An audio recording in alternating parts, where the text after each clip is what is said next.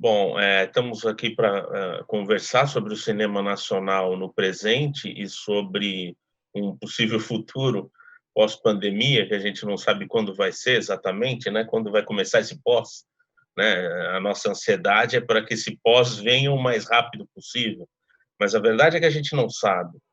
Então, vamos tentar aqui, especular um pouco sobre o que seria, esse cinema e principalmente o cinema brasileiro após a pandemia e também um pouco do que estava sendo, né, ou do que a gente tem, visto, que tem chegado nas plataformas de streaming, ou que tinha chegado aos cinemas um pouco antes de sair do cinema saírem do ar e tal.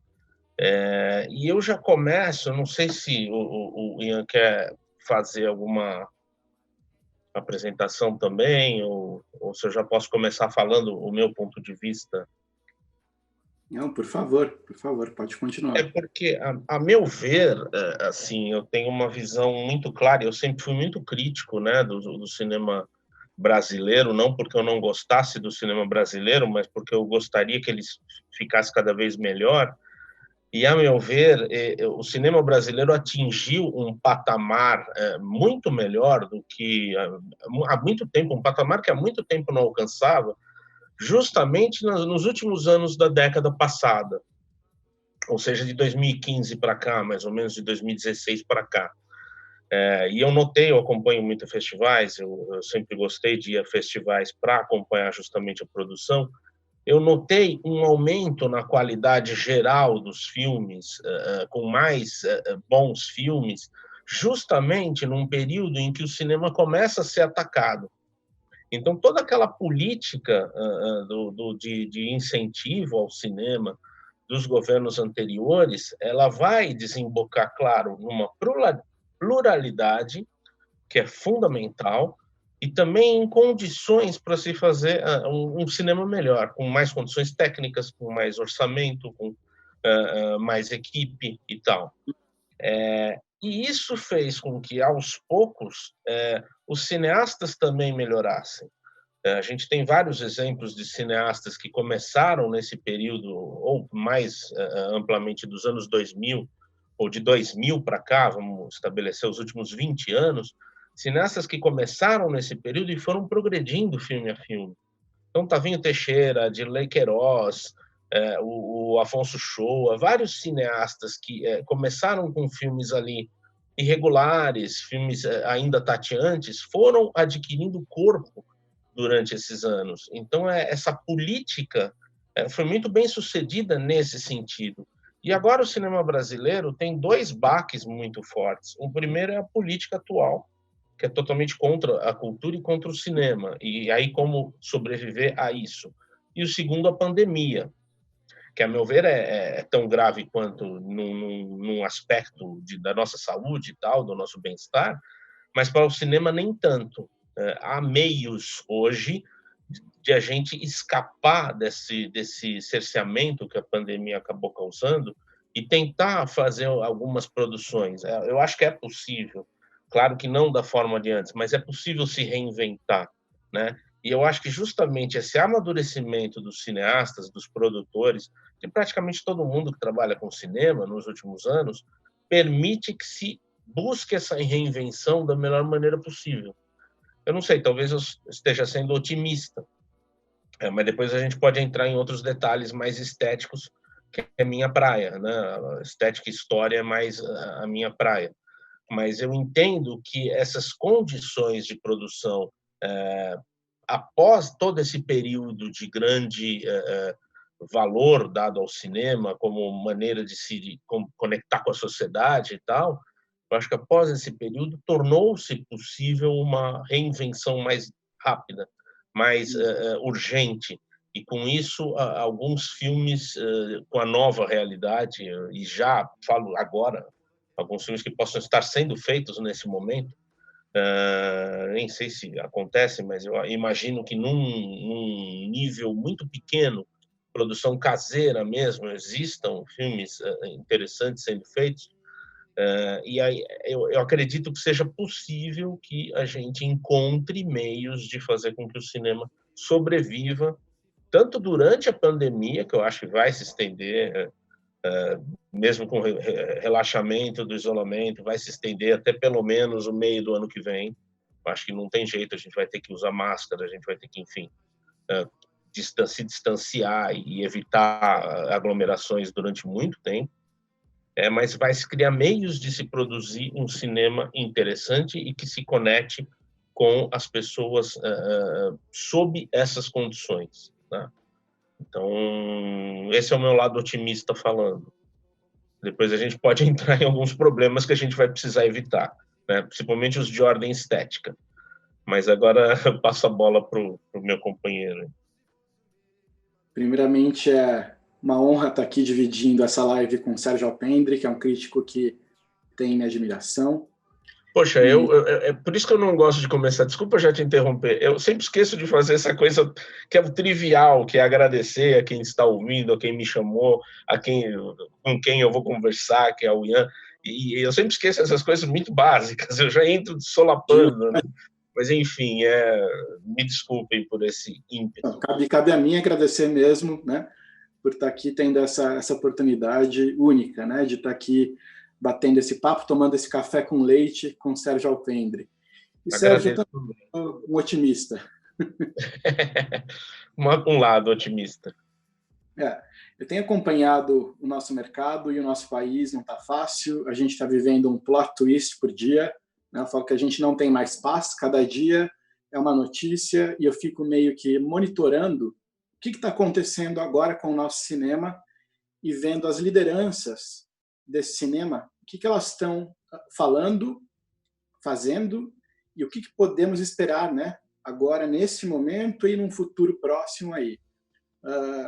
Você comentou dessas produções caseiras, né? A Renata de Almeida, diretora da Mostra Internacional de São Paulo, ela deu uma entrevista essa semana falando que a mostra desse ano possivelmente vai ser online. Ela já admitiu isso, né?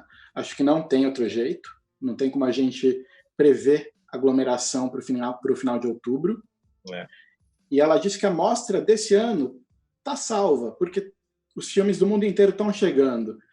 E ela já disse que o ano que vem, a cara da mostra vai ser essa, de produções caseiras feitas na pandemia, produzidas na pandemia, e está recebendo bastante filme nesse formato vindo do leste europeu. Olha que interessante. Isso é legal. Ela falou isso ontem, por exemplo, por acaso? Eu acho que foi ontem ou anteontem, uma coisa assim que a gente... Ontem, um dia desses. Eu estava preparando aula e aí eu não quis dar muita atenção, mas eu falei, depois eu vejo isso. Mas eu vi que circulou umas notícias, entrevistas com ela e tal. E aí eu esqueci depois de ver, porque ontem foi a última aula de um outro curso e aí eu acabei esquecendo. Mas interessante isso. Bem interessante. Eu acho que as produções elas vão para esse caminho, né? Um pouco amadoras e caseiras, usando aí o celular, usando a tecnologia e câmeras que a gente tem a favor, né? Eu também fico muito pensando na estética disso, de uma edição, de como que isso vai ficar, né, em relação ao som, à montagem final, né? E como roteirista, eu sempre me preocupo também se a gente não vai ter colagens de momentos, de, né, crônicas, de cenas de cotidiano, e se isso vai ou não contar uma história. Porque grandes filmes têm que ter uma grande história por trás. O que eu mais temo, na verdade, é que o cinema, ainda, os cineastas, de uma forma geral e no mundo todo, ainda não encontraram uma maneira de lidar com o aparato tecnológico, assim, quando ele entra na mise-en-scène. Por exemplo, um filme que vai lidar e tem aquele searching, né, alguma coisa assim, buscando, que é o filme todo num notebook, né, numa tela de notebook. O cinema ainda não aprendeu a trabalhar. Claro que tem exceções, mas ainda não conseguiu, por exemplo, o smartphone na tela. Ainda não fica uma coisa esteticamente interessante, né? Colocar um smartphone na tela, salvo raras exceções. E a mesma coisa um notebook, uma tela de um computador, como já se colocou muito televisão, um aparelho televisor, e cai bem, ele vai bem. aquele enquadramento, aquela caixinha. Já uma tela, eu não sei por que motivo, mas sempre que aparece uma tela, eu sou bem rigoroso até comigo mesmo, para não deixar que esse preconceito, opa, uma tela de notebook, já vem porcaria visual, até para deixar que isso não me impeça de ver alguma coisa interessante nesse sentido. Mas é um risco, porque o que vai ter de filme feito disso aqui que a gente está fazendo, que é uma live, é uma coisa que não é um filme, é uma comunicação, mas eu imagino que vai ser muito usado o filme de si como diálogos, e aí fica uma coisa, porque chega o segundo filme feito assim, já vai ser mais do mesmo, o terceiro, o quarto, e vão aparecer vários assim, e isso é um risco, né? Esse é um risco que, a meu ver, os cineastas precisam evitar. É claro que uma vez ou outra, durante um filme, dentro de alguma trama mais elaborada. Agora, você falou de história, eu fico pensando que talvez esse momento e essas condições nos levem, até mais do que antes, a um cinema mais experimental, né? A um cinema que busque mais sensações do que algum entendimento de uma história com personagens e situações. As sensações vão ocupar esse lugar. E aí eu penso, por exemplo, em um filme como Dois Casamentos, do Luiz Rosenberg Filho, em que ele coloca no final algumas imagens de casamento e, para não se apropriar das imagens de terceiros que ele encontrou na internet, ele faz aquele efeito, né, de solarização com negativo e tal. E fica bonito, fica esteticamente interessante, porque coloca o filme numa esfera mais experimental e mais próximo da vanguarda, que dialogou ali com o que o filme estava apresentando até então. E o que o filme estava apresentando até então era mais teatral, era mais uma frontalidade, aquele fundo negro, né, os atores falando, as atrizes, aliás, e isso deu um choque e ficou bacana. Então, a meu ver, talvez agora seja um modo de a gente resolver esse problema, justamente, e resolver também o problema da falta de condição financeira para fazer um filme com um grande aparato, com grande equipe técnica, esse trabalho com o experimental, com a distorção de imagens. O último dele também, O Bobo da Corte, ele começa com um monte de imagens compradas ou achadas na internet, de vulcão, de lava, e ele distorce aquilo na edição de forma a criar abstrações visuais. E fica muito bonito e cabe ao que ele quer dizer no filme. Então, talvez essa seja a lição, né? A gente tentar encontrar uma maneira que é barata e de incorporar esses experimentos, esse lado mais vanguardista, que é fácil fazer, mas ao mesmo tempo é difícil fazer bem. E acho que faltava a gente fazer como país, né? Ter essa experiência de vanguarda e de experimentação. E talvez a pandemia, juntamente com o desgoverno que a gente vive, deram as condições para isso. Porque acho que, independente da pandemia, a gente já estava muito ferrado com um desgoverno que persegue a cultura. Sim. Né? Então, a gente já tinha que pensar. O que a gente tinha ali um pouquinho antes da quarentena, do confinamento, a gente tinha equipe, a gente conseguia se reunir. Né? Então, a gente conseguia ter quase que um cinema normal, com muitas aspas. Né? Mas com muita limitação financeira já. E que a gente vem vendo no noticiário, só vem piorando. Nossa, agora com a Cinemateca, ixi. A destruição o processo de destruição é muito competente, né, nesse sentido. A Ancine não está honrando com os compromissos, né?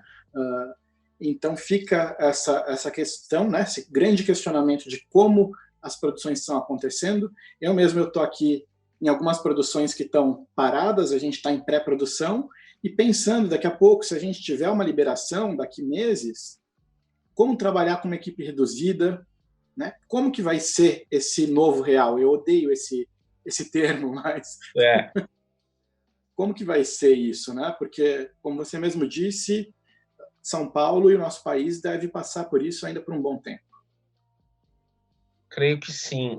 Eu acho que essa capacidade de reinvenção, justamente vem desse trabalho recente que tem sido bem, né, interessante. Isso dá um lastro, né? Dá uma força aí. Pô, como é que eu vou filmar? Enfim, a gente está fazendo o filme desde 2015, desde 2016, em que essas condições pioraram e foram piorando ano a ano. Isso, de certo modo, nos dá isso aliado a uma melhoria estética que houve nos últimos anos no cinema brasileiro, e felizmente, isso nos dá, acho que, maior força. Eu acho que isso nos leva a encarar esses desafios com o peito mais aberto, com a certeza de que a gente pode, né? A gente pode oferecer, e eu não, obviamente, fazendo, bem que eu até tenho convites, até tenho, enfim, projetos de filmes que eu vou levando conforme dá, mas eu, obviamente, mais na retaguarda, mais no pensamento e tal, na crítica e nas aulas, mas a gente todos pensando numa maneira de chegar aos filmes, né, de fazer, continuar produzindo. Eu acho que é possível, eu acho que é possível. Tem dificuldades, mas eu acho sempre que é possível. A reinvenção do brasileiro, ela é uma das melhores qualidades que a gente É, tem, né, de trabalhar com adversidades, né? é. Chegaram aqui duas mensagens de espectadores nossos, né? A primeira é: vocês acreditam que a partir de quando serão feitos filmes sobre essa sociedade atual que vivemos? Acho que o Sérgio já comentou disso, acho que a gente já está fazendo, cineastas já estão produzindo Imagino. filmes na pandemia e sobre a pandemia. Eu recomendo um espaço que a Cinemateca Portuguesa abriu, que se chama Sala de Projeção. E lá eles têm até um texto meu, e soa meio cabotino comentar, mas tem uns filmes muito interessantes que as pessoas fizeram no isolamento, no confinamento social mesmo. A Rita Azevedo Gomes, particularmente, que para mim é uma das grandes cineastas contemporâneas, ela fez alguns filmes pequenos muito interessantes. E você vê que é possível, né? Ela falou, filmar às vezes um filme na tela do computador dá um efeito bacana. E aí você passa do filme para uma outra coisa, para um objeto que está do lado, você compõe um pequeno cenário ali e vai passeando, vai fazendo a coisa de uma forma minúscula. Eu acho que é possível, a gente tem tudo a aprender com essas experiências, né? Eu vejo Então, que fica essa dica também. a gente vai ter talvez uma enxurrada de grandiosos curtas-metragens, né? Eu acho que é o momento para curta-metragem, e eu É, acho que no cinema se aprende muito, um diretor, ator, uma equipe inteira aprende muito produzindo curtas-metragens. É uma grande porta, né? Até para quem nos assiste, é uma grande porta de entrar na carreira do cinema, né? sem dúvida. O curta-metragem, a meu ver, cada efeito que se busca num curta-metragem salta mais aos olhos, né? Ao passo que num longa ele vai se diluindo ali, né? Cada escolha que você faz, muito certa ou muito errada, salta, assim, dá um...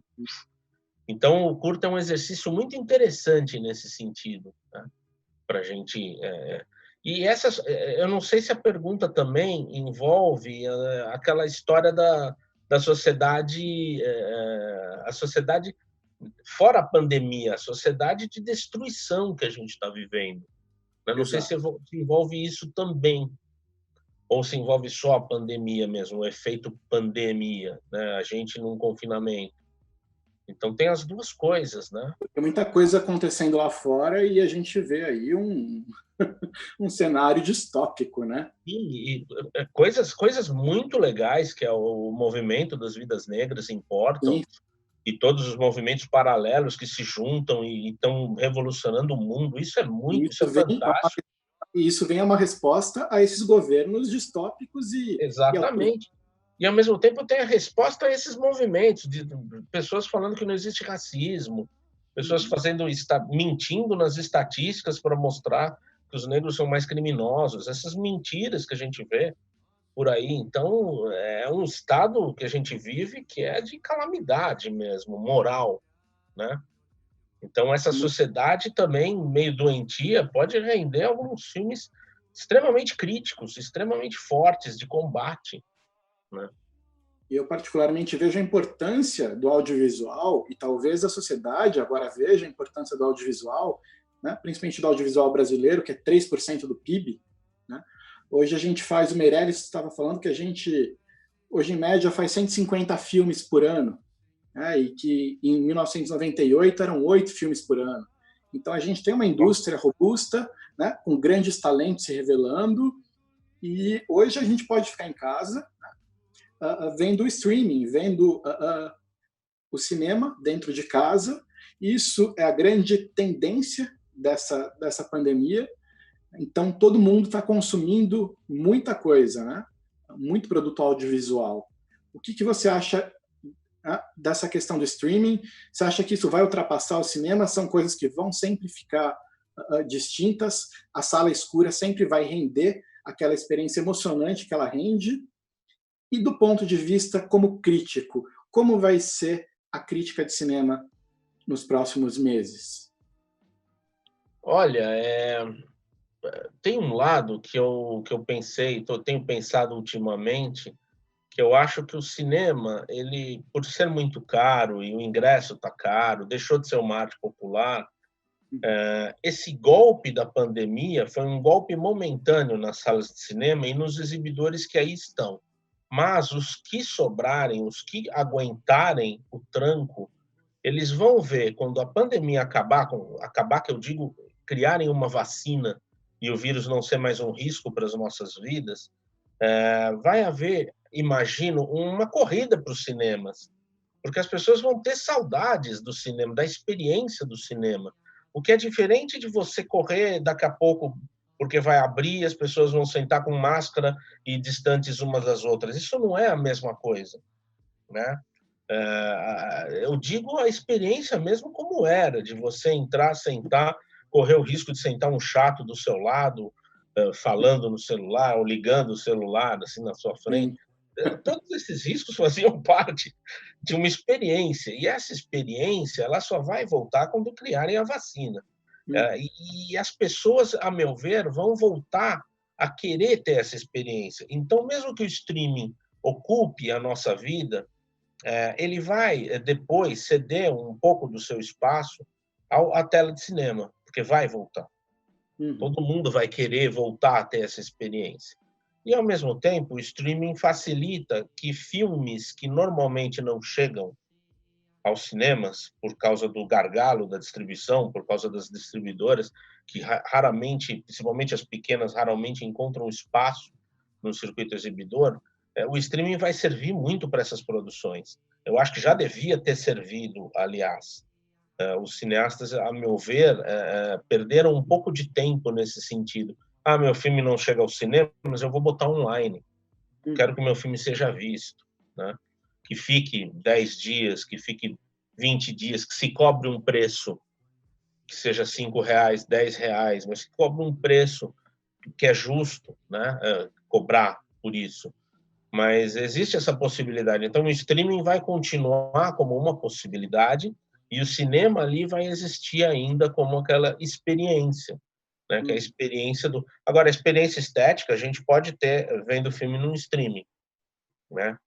É claro que o olhar treinado do crítico está acostumado a analisar o filme em streaming do mesmo jeito que vem em cinema. Eu muitas vezes eu fui em cabine e a projeção estava ruim, eu pedi o link porque eu falei, eu quero ver esse filme direito. E aí eu fui ver no link, a fotografia não era nada daquilo que estava no cinema. Eu desconfiei, tá leitoso demais. Tá falso isso aqui. Aí eu fui ver no link, tá muito mais brilhante, muito mais com tons, com sombra, luz e sombra. E no cinema dá aquela coisa leitosa, lavada, né? Então existe os dois lados. Tem o público que vai preferir ir ao cinema, correndo o risco de gastar uma fortuna com estacionamento e pipoca e tudo mais. Se for em família, então, já é um custo absurdo. E tem o pessoal que vai gostar de ficar em casa, vendo filme, com todos reunidos no sofá, que é um conforto também. Então, eu acho que pós-pandemia, essas coisas vão se unir, elas vão uma vai ajudar a outra, no caso, né? Agora, durante a pandemia, é o que a gente tem. Não tem outra, não tem que pensar em cinema agora. Tem que pensar em streaming mesmo, em festivais online e mandar bola. Tá bem Aliás, ousado. deixa eu fazer uma pergunta. É Ian ou Ian? A resposta é tanto faz. Tanto faz. Porque eu estou Eu brinco acostumado a que ler, né? Lendo, às vezes eu falo Ian, às vezes eu falo. Eu mesmo leio Ian. o Ian é como minha mãe me chama quando eu aprontei alguma coisa. Quando eu aprontava quando era novinho. Então, o Ian era sempre você Tem um aprontou. trauma. Não, mas os dois nomes valem, né? E eu, de Tá. vez em quando, até me apresento como Ian, porque a sonoridade fica muito parecida, né? É, E interessante. É uma dúvida que eu tinha aqui. é muito engraçado, porque eu mesmo não tenho essa resposta. Mas, voltando Mas você ao falou que festival, tinha duas perguntas, né, de pessoas. tem mais uma aqui, eu vou até já passar para você.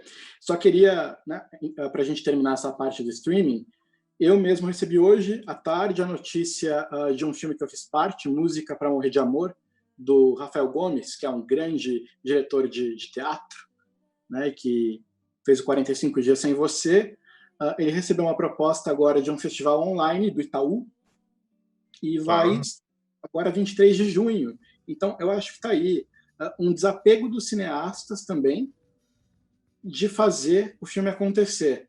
A gente não pode esperar ad eternum até a gente ter uma vacina que pode ser em dezembro, mas pode ser em dezembro do ano que vem, né? Então eu acho é muito mais inteligente provável, olha. esse desapego de poder permitir um filme exclusivo, né? Um filme que não foi lançado, ser lançado em um festival online, porque como você mesmo disse, é o que a gente tem hoje de ferramenta. Vamos ver as perguntas aqui. Perguntam aqui a respeito dos editais. Vocês acham que os editais de cinema públicos e privados abrirão esse ano ainda? Olha, eu acho que talvez abram por pressão da sociedade, né, e da comunidade cinematográfica. Porque se não tiver pressão, acho que não abre nada. Uhum. Se não se pressionar.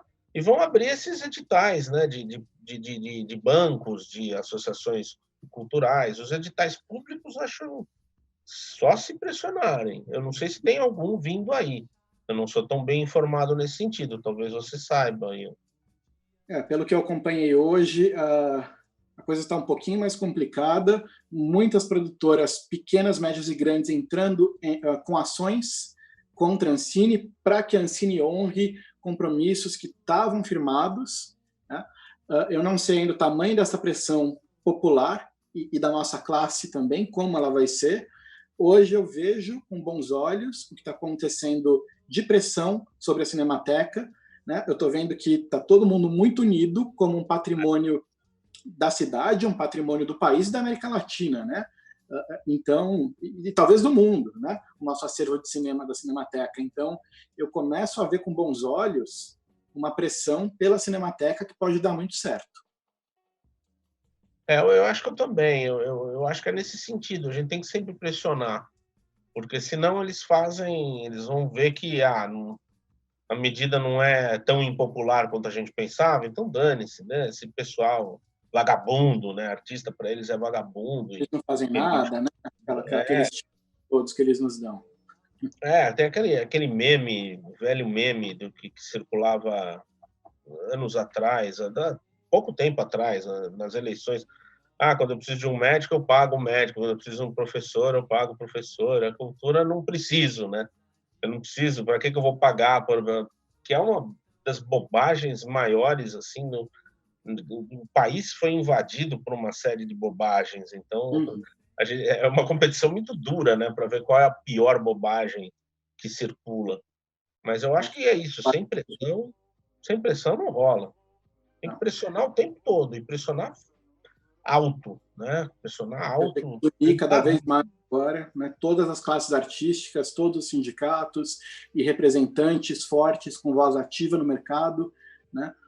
Acho que até as grandes emissoras do país, eu acho que vai ter que ser um movimento conjunto, né? Sim. Para que a gente consiga inspirar, né?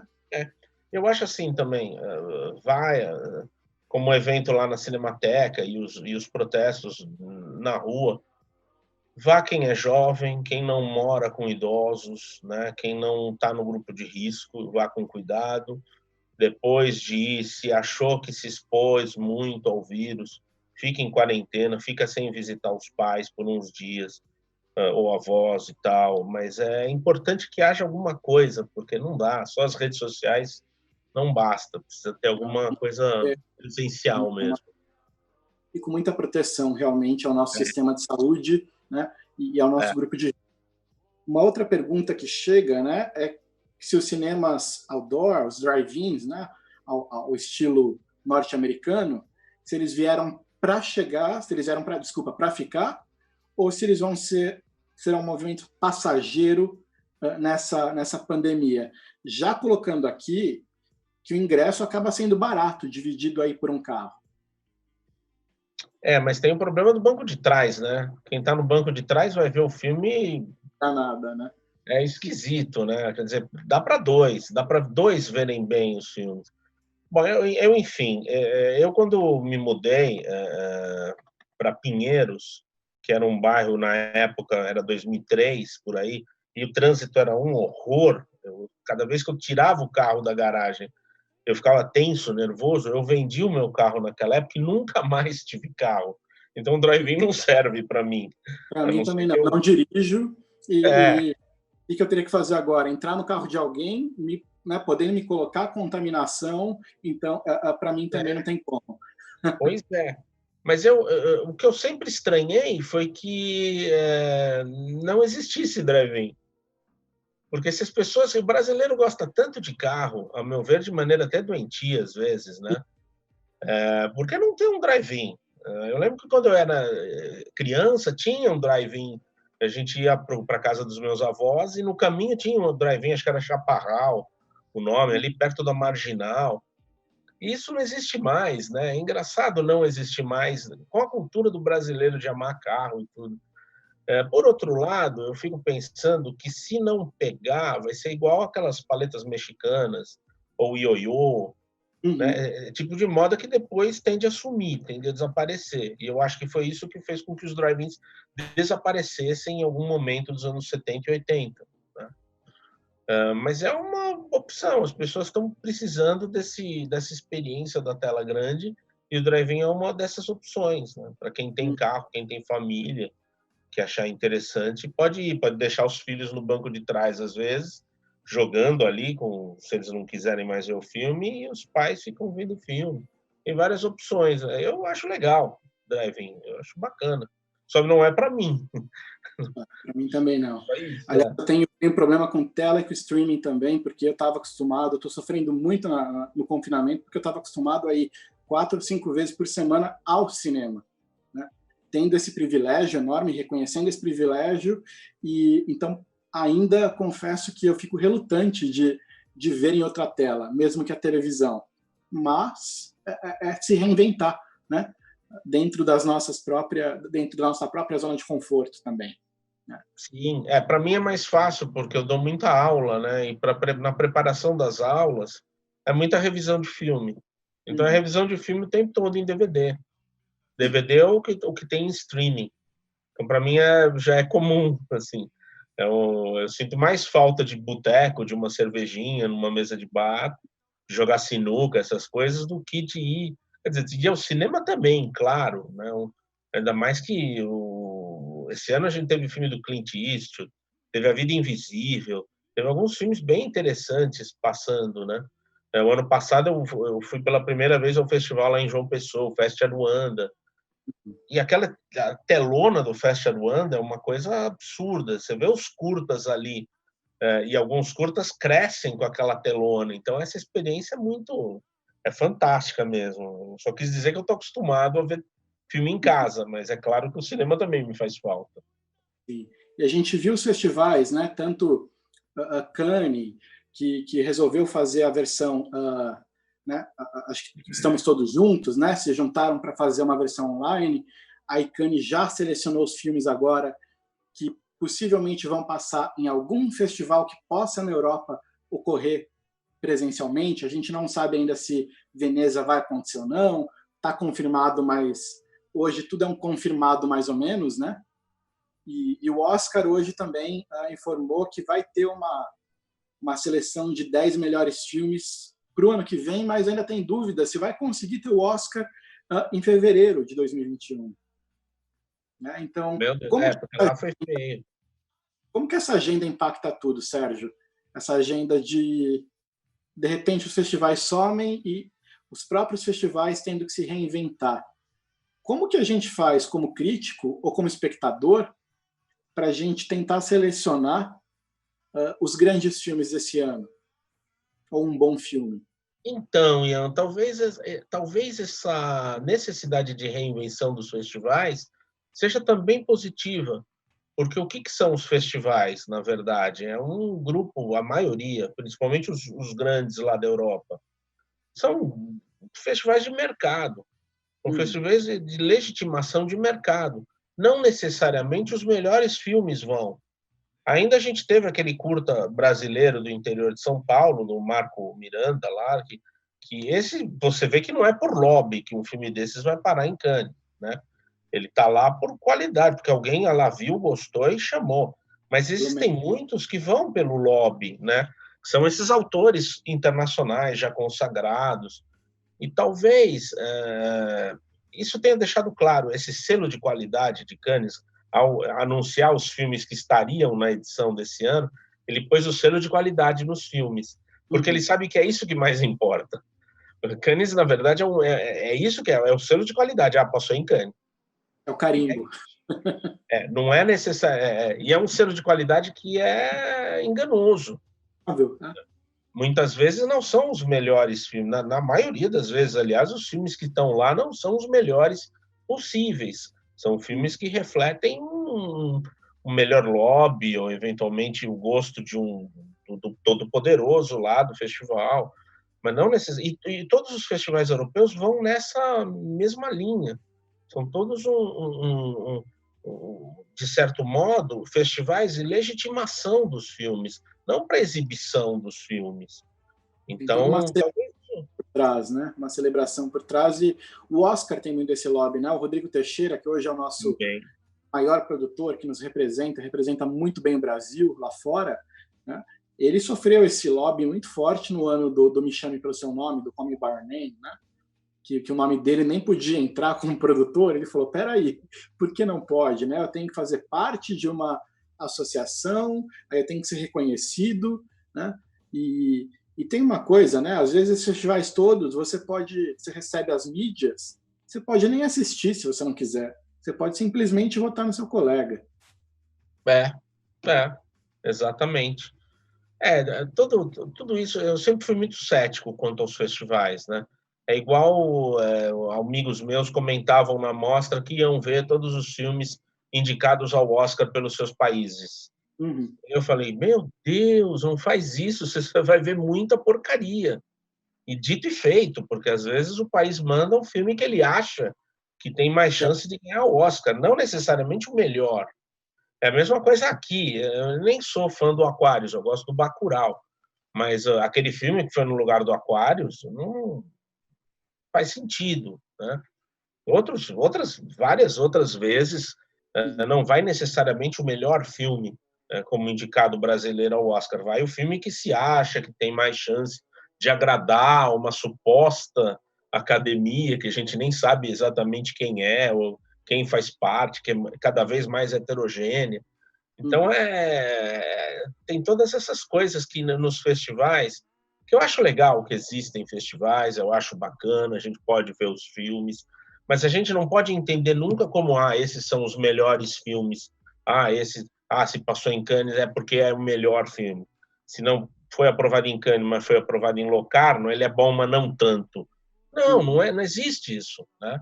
Às vezes um filme que vai para Locarno é o melhor filme do ano.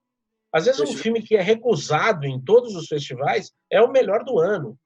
E a gente tem também de festivais pequenos, né? Acontecendo na Europa e no mundo inteiro, Karlovy Vary, na República Tcheca, e outros que acabam nos mostrando, nos trazendo grandes talentos, né? O Karlovy Vary é tradicional, né? Ele tem uma é muito forte. Agora, eu queria lembrar, Ian, que tem, por exemplo, um filme. Eu estou tentando achar o nome aqui, mas eu não consigo descobrir. Mas ele é retrato da histórica Maria Zélia, a Vila Maria Zélia lá, que é no Belenzinho, né? Uhum. E é um filme muito bonito. É um filme muito bonito. E eu lembro que ele não ia muito em festivais, ele era sempre recusado.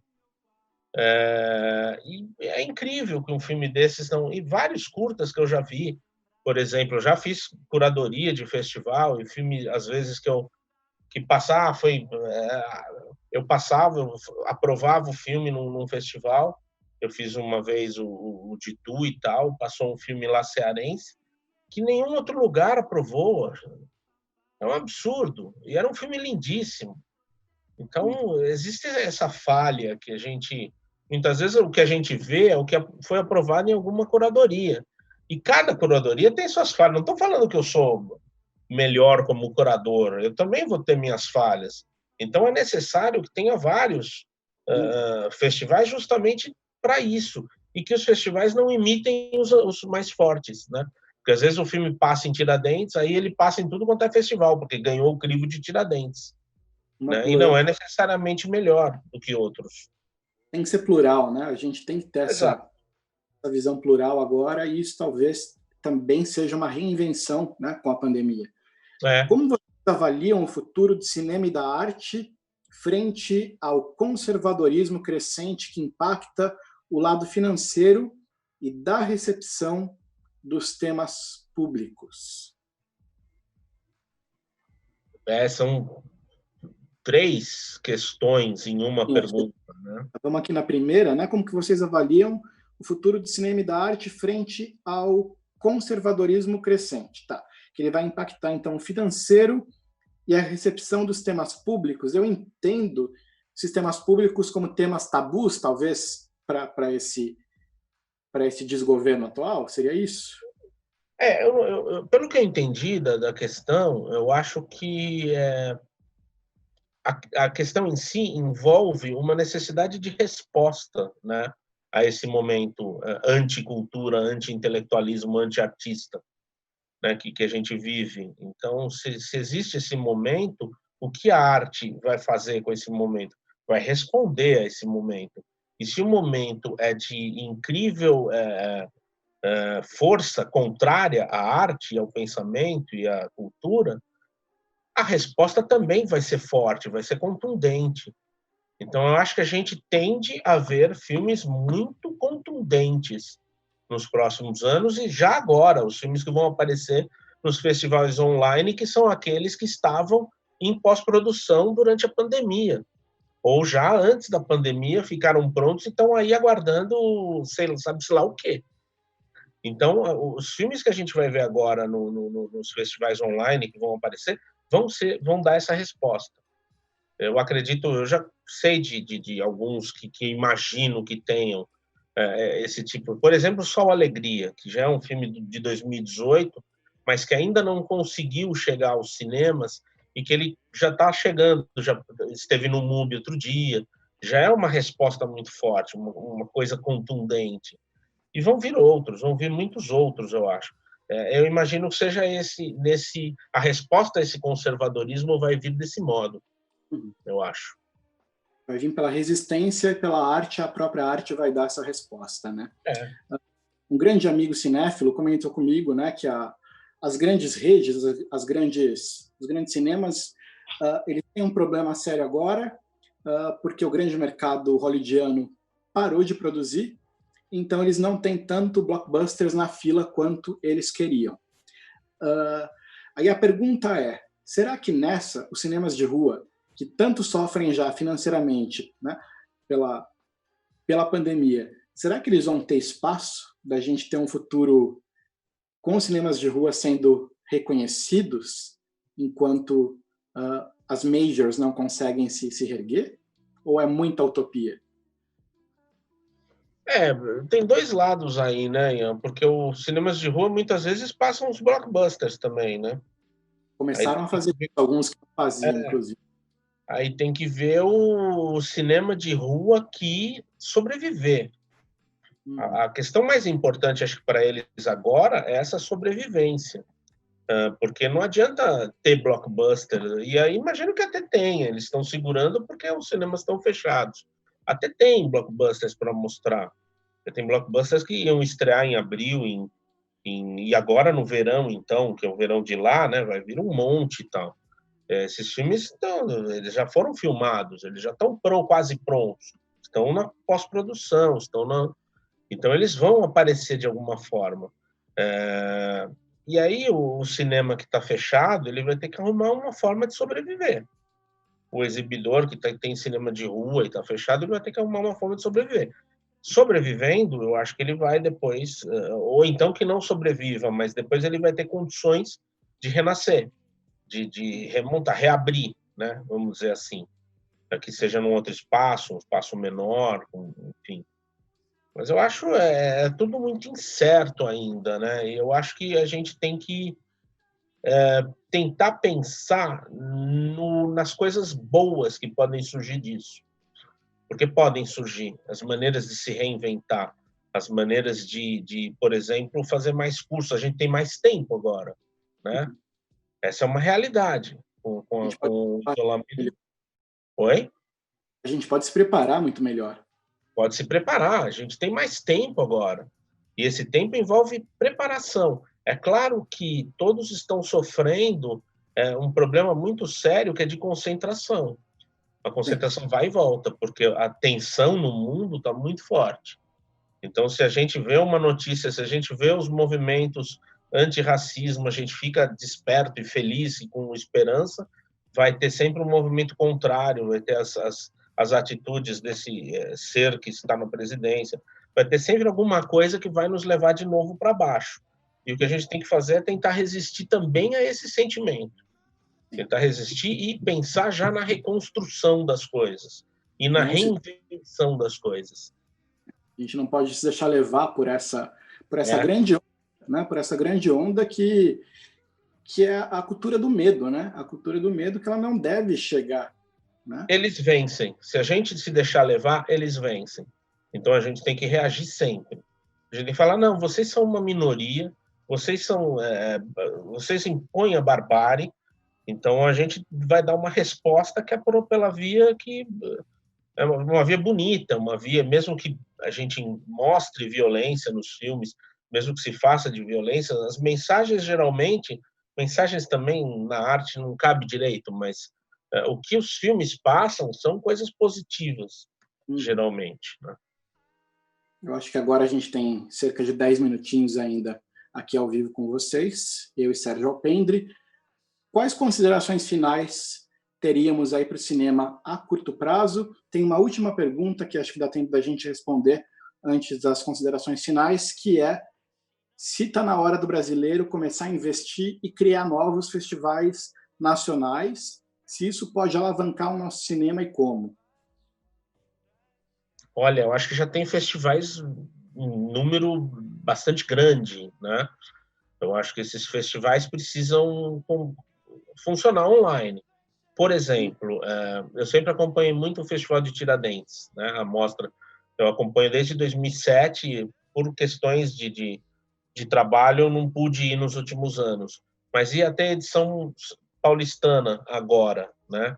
Em março. Agora, em março não, era para ter sido em março. E não teve. E por que não teve online? Como teve o Festival É Tudo Verdade? Como teve o Olhar de Cinema de Curitiba? Esses festivais precisam se reinventar dessa forma, né? O Fest Aruanda, eu falei dele lá em João Pessoa, é um festival muito bacana. Ele já está, as inscrições estão abertas para mandarem os filmes e tal. Eu acho difícil que ele aconteça fisicamente. Então ele tem que já pensar num formato online. O Festival de Brasília poderia ter online, mas já parece que foi cancelado.